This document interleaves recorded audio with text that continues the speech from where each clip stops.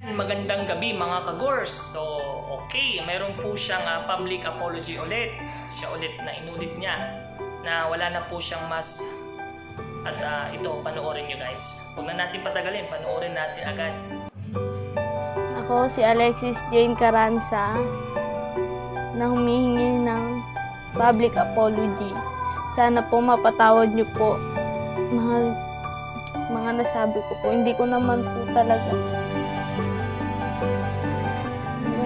talaga sinasadya yun. Dami din po kasi nagsasabi na nilalait-lait, minamaliit po kasi yung Valenzuela, pinagtanggol ko lang po. First time ko lang po itong gagawin. Hindi na po ako ng public apology. Sana po maintindihan niyo. Kung mapapanood po ito ng admin ng Valenzuela versus Pangasinan Rambulan, pangalan niya po Paulo. Ayun po.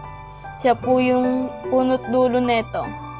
May nag-add lang po kasi sa amin diyan po sa Rambulan. Tapos meron pong nag-live, tapos po binanggit po yung pangalan ko, tapos pinakita din po yung picture ko.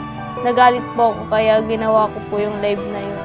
Sobrang sakit po kasi ng mga sinasabi niya, gumanti lang po ako. Kaso po ang pagkakamali ko, dinamay ko po kayong mga taga-Pangasinan na dapat hindi nadadamay at nananahimik lang dyan. Sana po maintindihan nyo. Sana po sa mga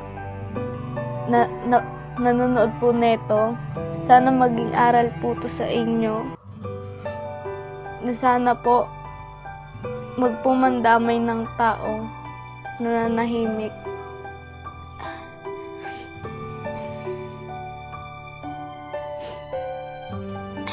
At sana po wag din pong abusuhin ang social media at wag po nating kalabanin ang mga hindi po natin kakilala, dahil baka ano pong mangyari, pwede pong madami yung pamilya natin o kaya yung buhay natin. Sana po maintindihan nyo. Ito lang po. Maraming salamat po.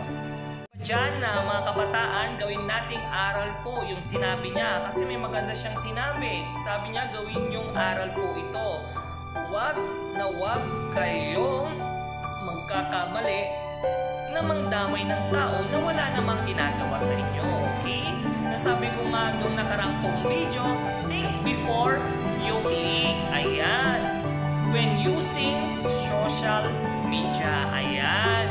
So sana gabayan ka ni Lord at malagpasan mo itong pagsubok mong ito at alam ko naman na nade-depress ka na or nai-stress at sana gabayan ka ni Lord.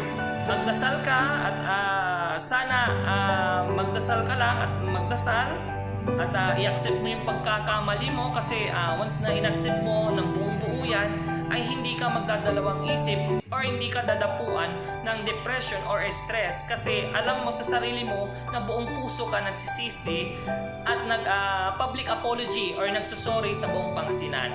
Yun lamang po at maraming salamat.